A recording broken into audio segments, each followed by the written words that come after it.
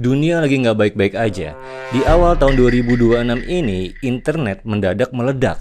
Pemerintah Amerika Serikat baru aja merilis Holy Grail dari segala teori konspirasi, yaitu seluruh file Jeffrey Epstein tanpa sensor. 3,5 juta halaman, ribuan email, dan daftar tamu yang selama ini cuma jadi rumor, sekarang ada di tangan publik. Tapi pertanyaannya, kenapa sekarang? Kenapa di saat tensi dunia itu lagi memuncak, dokumen ini tiba-tiba dibuka selebar-lebarnya? Apakah ini murni keadilan atau justru umpan untuk menutupi sesuatu yang jauh lebih besar? Buat kalian yang ketinggalan, rilis masif ini adalah buntut dari Epstein Files Transparency Act yang disahkan akhir tahun 2025 kemarin. Jadi publik sudah muak dengan sensor hitam di dokumen-dokumen sebelumnya. Di batch terbaru ini, kita melihat nama-nama yang nggak cuma dari kalangan politik, tapi ilmuwan, pemenang Nobel, CEO teknologi raksasa, sampai tokoh agama. Nah, dokumen ini nggak cuma bahas aktivitas di pulau, tapi juga aliran dana fantastis yang masuk ke yayasan-yayasan elit global. Nah, pertanyaannya kenapa viralnya beda sama tahun-tahun sebelumnya? Yang pertama, alasannya adalah unedited.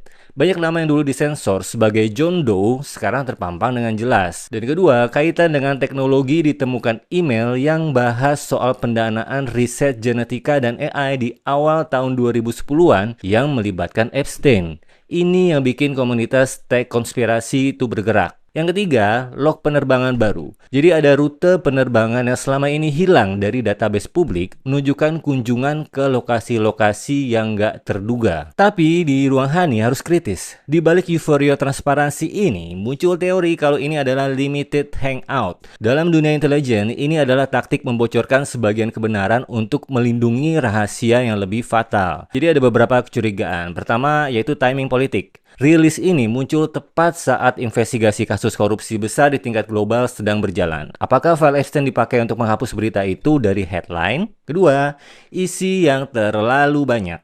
Itu memberi publik 3,5 juta halaman, itu cara halus buat bikin kita bingung. Information overload.